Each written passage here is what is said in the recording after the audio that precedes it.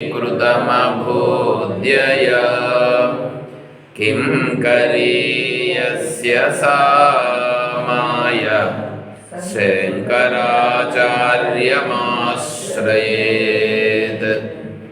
ॐ युक्ताहारविहाराय विविक्तस्थलवासिने मलयालयतीन्द्राय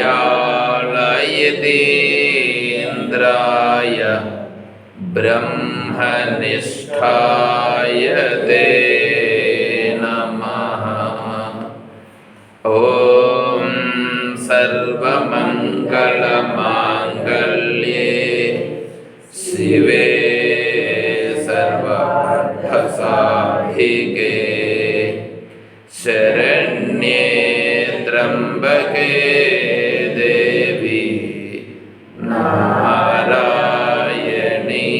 नमोस्तुते। नारायणं नमस्कृत्य नरं चैव नरोत्तमं देवीं सरस्वतीं व्यासं ततो जयमुदीरयेत्। ॐ सहना भवतु सहनौ भुनक्तु सह वीर्यं करवावहै तेजस्विनावधीतमस्तु मा विद्विषावहै। ॐ शान्तिः शान्तिः शान्तिः। हरिः ॐ तत्सत्। పూజ్య గురుదేవులు తత్వవిధానంద సరస్వతి స్వాముల వారి దివ్య చరణారవిందములకు ప్రణమిల్లుతూ పరిపూర్ణ పరబ్రహ్మస్వరూపులకు ప్రియాత్తమ బంధువులారా వాకిలు తీయండి వారు.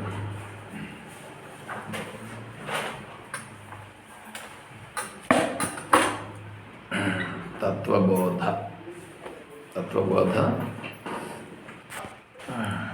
ఇంతవరకు ఆత్మ అంటే ఏంటి అనే విషయం పైన చెప్తున్నారు. ఆత్మను గుర్తించాలి. మనం ఆత్మను గుర్తించాలంటే ఆత్మనంటే ఎట్లా గుర్తించాలి? ఏం చెప్పారు? ఆత్మ అంటే ఏంటి, ఎట్లా తెలుసుకోవడం?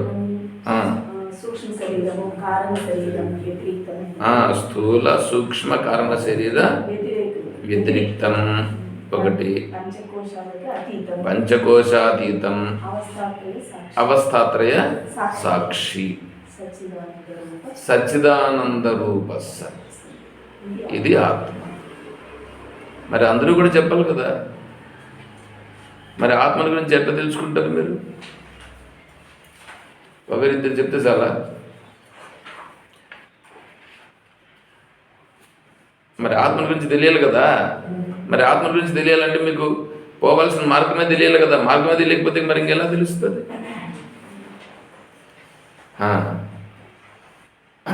చెప్పండి ఏమిటి? స్థూల సూక్ష్మ కారణ శరీర వ్యతిరిక్తం. గుర్తుపెట్టుకోండి, శరీరం ఉంది కదా, వ్యతిరిక్తం. ఇవి ఉన్నాయి కదా, స్థూల శరీరం ఉంది, సూక్ష్మ శరీరం ఉంది, కారణ శరీరం ఉంది. దీనికంటే వ్యతిరేకమైనది, దీనికంటే వ్యతిరేకమైనటువంటిది ఏంది? ఆత్మ ఒకటి. ఇంకో రెండవది, నీకు పంచకోశాలు ఉన్నాయి కదా, పంచకోశాల కంటే అతీతమైనది. కాబట్టి పంచకోశాతీతం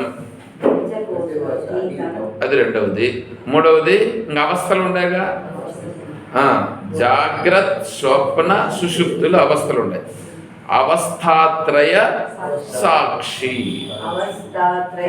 సాక్షి చూడండి ఎట్లుంది ఇప్పుడు. ఇవి మూడు, ఈ మూడు గుర్తుపెట్టుకోవాలి. వీటికి ఇప్పుడు తెలుసుకొని దీని తర్వాత సచ్చిదానంద స్వరూపం. ఏది కాదో తెలియాలి, ఏదవునో తెలియాలి. రెండు తెలియాలి కదా. నాది, నా భూమి ఎంతవరకో తెలియాలి, నా భూమి ఏది కాదో కూడా తెలియాలి కదా. మరి అట్లాగే ఇప్పుడు చెప్పండి చూద్దాం. ఇప్పుడు ఏమన్నా చెప్పగలరా?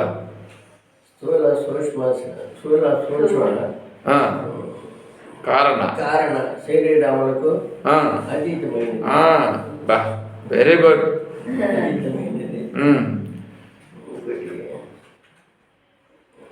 ఆలోచన చెయ్యి. అవస్థలు మూడు అవస్థలకు సాక్షి, మూడు అవస్థలకు సాక్షి అయినది. అలా మూడు తన్మాత్రలకు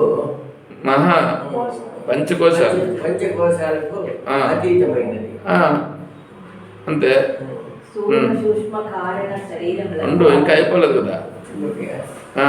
వాటికి మూడు. అది కాదు, ఏది కాదో చెప్పినావు. మరి ఏదో చెప్పు. సచ్చిదానంద స్వరూపము ఆత్మ. ఎంత బాగా చెప్పినావు. ఏం తప్పులే, బ్రహ్మాండంగా చెప్పు. వస్తుంది. ఇప్పుడు ఎట్లా వచ్చింది? ఏమిలా, నువ్వు ఆలోచన చేస్తే వచ్చింది, దానిపైకి వస్తే వచ్చింది, అంతే. చెప్పండి. స్థూల సూక్ష్మ కారణ శరీరములకు అతీతమైనది.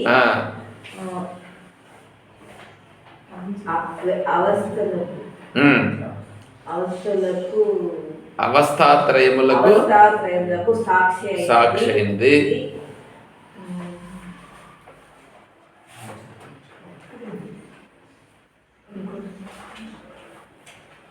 ఇంకోటేమి?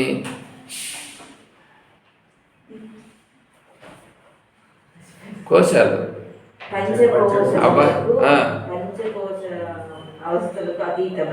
అవితీతమైనది. అంతే. అదే ఆత్మ. వేరే వాళ్ళ గురించి ఏం మనం అడగట్లేదు కదా, మన వాళ్ళ గురించే కదా అడుగుతున్నాం. చెప్పండి స్వామి. భక్తవత్సలం స్వామి, మిమ్మల్నే. నిన్నే. స్థూల సూక్ష్మ కారణ శరీరంలో అతీతమైనది సచ్చిదానంద స్వరూపం. సచ్చిదానంద స్వరూపం స్థూల సూక్ష్మ కారణ శరీరాల కంటే వ్యతిరిక్తమైనది. ఇంకా రెండు.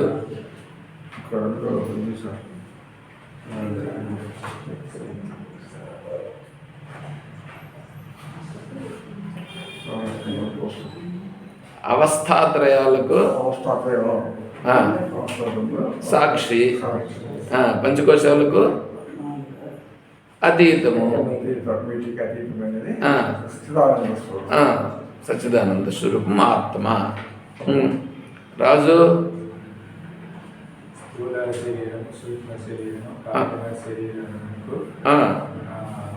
అతీతమైనది. ఓకే.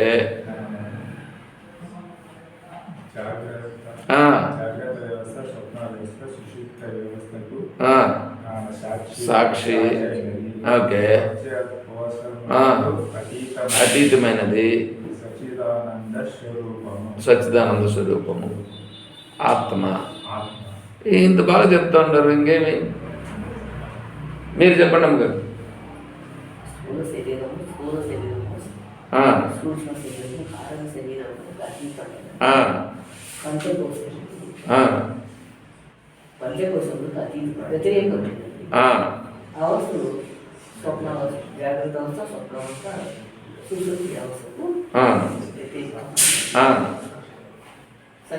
సచ్చిదానంద స్వరూపము అంతే ఆత్మ. రాజేశ్వరం గారు ఉన్నారా? ఇట్లా చూడండి, ఆడ బుక్లో ఏం జరుగుతుందంటే ఈ శరీరాల కంటే వ్యతిరేకమైనది. ఈ శరీరం ఉందిగా, స్థూల శరీరం ఉంది, సూక్ష్మ శరీరం ఉంది, కారణ శరీరం ఉంది, అంతే. దానికి వ్యతిరేకమైనది. పంచకోశాలు ఉన్నాయి, ఆ కోశాల కంటే అతీతమైనది. మూడు అవస్థలు ఉన్నాయి, మూడు అవస్థలకు సాక్షి. అయిపోయింది. అవి కాదు నేను, మరి నేనేంటి? సచ్చిదానంద స్వరూపము, అంతే. చూడండి ఎంత ఈజీగా ఉందో. సరే, అది ఎందుకంటే మనకు అది పట్టాల. అది పడితే అప్పుడేమవుతుందంటే ఓహో నేను ఇదన్నమాట అనేది మనకు బాగా తెలుస్తుంది.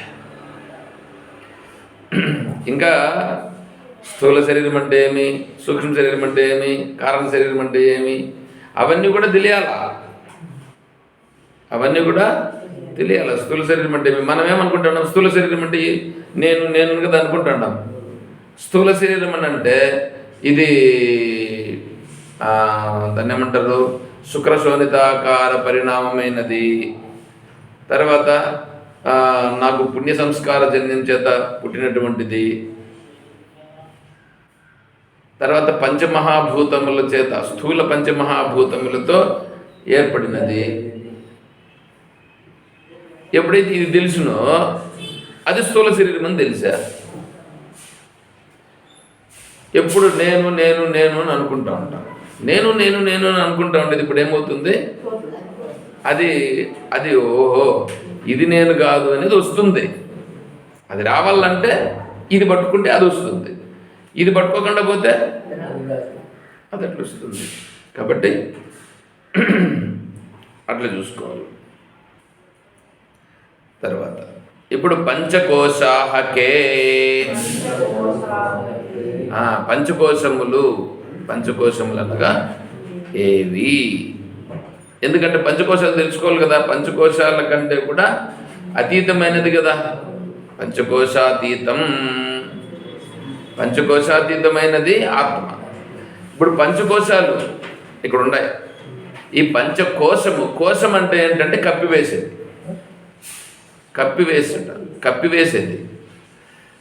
కప్పివేయుట. ఇప్పుడు బియ్యపు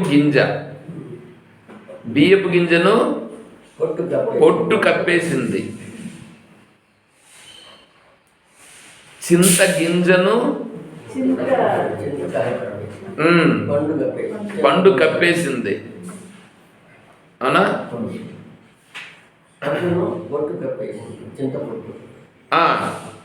పండును కూడా పొట్టు కప్పేసింది.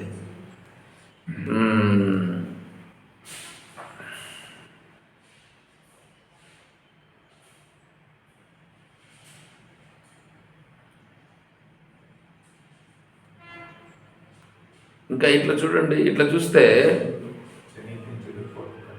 శనగింజను కూడా పొట్టు కప్పేసింది. దానిని ఏమంటారంటే కోశం.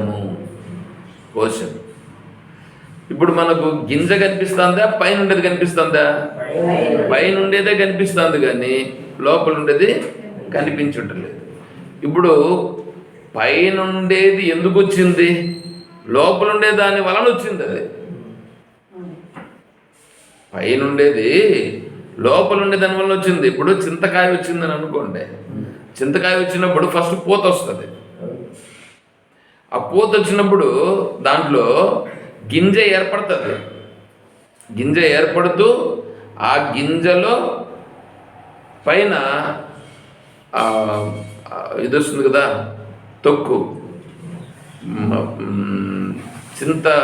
దాన్ని ఏమనాలి, చింతపండు. ఆ పండు వస్తుందిగా. ఆ పండు అనేటువంటిది పండు అనేది వస్తుంది. అంటే రెండు వస్తాయి, ఒకటేసారి వస్తాయి. రెండు ఒకేసారి వస్తాయి కదా. రెండు గింజ ఒకసారి, మళ్ళీ ఇది ఒకసారి వస్తుందా? రెండు ఒకేసారి వస్తుంది. అట్లాగే ఇక్కడ ఆత్మస్వరూపమును ఇవి ఏంటివి? పంచకోశాలు కప్పేసినాయి. పైన కప్పేసి మనకు తెలియనివ్వకుండా చేస్తూ ఉంటాయి. ఎట్లుంటుంది చూడండి ఇవి.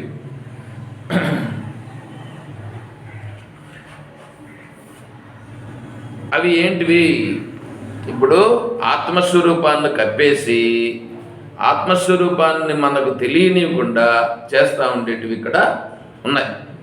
అవి పంచకోశాలు. పంచకోశములు ఏంటివి? అన్నమయ కోశము, ప్రాణమయ కోశము, మనోమయ కోశము, విజ్ఞానమయ కోశము, ఆనందమయ కోశము. ఇవైదు పంచకోశం. సరేనా? అదే పంచకోశాహకే. పంచకోశములు అంటే ఏమేనంటే ఇప్పుడు చెప్తున్నాడు, అన్నమయ, ప్రాణమయో, మనోమయో, విజ్ఞానమయ, ఆనందమయశ్చేతి. ఇవైదు ఏం చేసినాయి? ఇప్పుడు కప్పేసినాయి. ఎవరిని? ఆత్మ అంటే సచ్చిదానంద స్వరూపం. ఇప్పుడు సచ్చిదానంద స్వరూపమును ఈ పంచకోశాలు కప్పేసినాయి. గింజను కనిపించనీయకుండా పైన ఈ చింతపండు కప్పేసినట్లుగా ఇవి కప్పేసినాయి. బియ్యం ఎంత ఉంటే అంత పొట్టు ఉంటుంది. ఉంటుందా? ఉండదా? పొట్టు ఉంటుంది. ఇప్పుడు బియ్యం అంతా కదా పొట్టు ఉంది. బియ్యం అంతా పొట్టు ఉంది. ఆ పొట్టు దాని బరువు దేని వలన ఉంది? బియ్యపు గింజ వలన దాని బరువు ఉంది. దాని బరువు ఉంది. ఇది ఊరికే ఊక పైన అంతే. అట్లాగే నీ శరీరము ఈ సచ్చిదానందము వలన నిలబడి ఉంది. దాన్ని కప్పేసి ఉన్నాయి. దాన్ని కప్పేసి ఉన్నాయి. ఇప్పుడు మనం ఏం చేయాలా? సచ్చిదానంద స్వరూపాన్ని తెలుసుకోవాలంటే నువ్వు ఆ గింజను చూడాలంటే పైనుండే ఊకను తీయాలి. పైనుండి ఊకను తీస్తే గింజ కనిపిస్తుంది. అలాగే ఈ పంచకోశాలను ఒకటొకటే తీస్తే నీకు ఆత్మతత్వం తెలుసుకుంటుంది. కష్టమా? సులభమా? ఇప్పుడు మనం పోయి ఎడన్నా అడవిలో ఏమన్నా కట్టెలు ఎత్తుకొని రావడం సులభమా? దీన్ని ఈడ తీయడం సులభమా? ఇది చూడు. ఇప్పుడు అడవికి పోవాలంటే అడవికి పోవాలా? అడవిలో ఎడ్లు కట్టలు ఏడున్నాయో ఎతకాలా?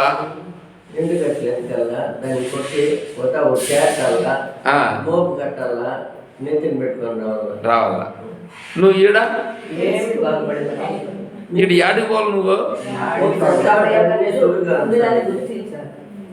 చెప్తా ఉంటే మాకు అన్ని సులువుగా ఉంటాయి.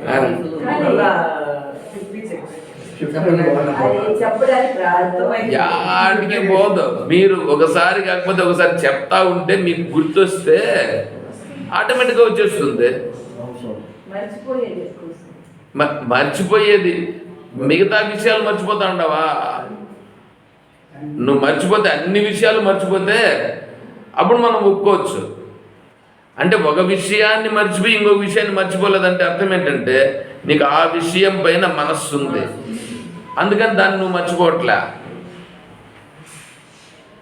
ఉపదేశం చేయాలంటే గురువు చూసేది అదే. దేనికి ప్రాధాన్యం ఇస్తాడు వీడు? దేనికి ప్రాధాన్యం ఇస్తున్నాడు వీడు? దీనికి ప్రాధాన్యం ఇస్తా ఉన్నాడా? ఇవ్వట్లేదా? దీనికి ప్రాధాన్యం ఇస్తే ఓ వీడు మార్గంలో ఉన్నాడు కాబట్టి వీనికి మనం ఉపదేశం చేసి మంచి మార్గంలోకి ఇవ్వచ్చు అనే నిర్ణయానికి వస్తాడు. అంతేగాని అలా లేకుండా పోతే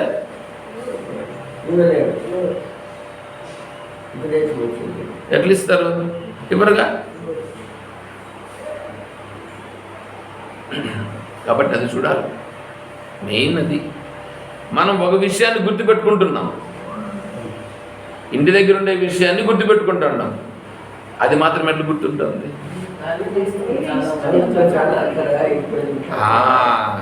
వాడితో ఎక్కువ అక్కర. వాడితో ఎక్కువ అక్కర అంటే ఏమైంది? నువ్వు నీ మనస్సు దానికి విలువనిచ్చింది. నీ మనస్సు దానికి విలువనిచ్చింది కాబట్టి దాన్ని పట్టుకునింది. నీ మనస్సు దానికి విలువనివ్వడం తగ్గిస్తే అది కూడా ఏమవుతుంది? అది కూడా తగ్గుతుంది.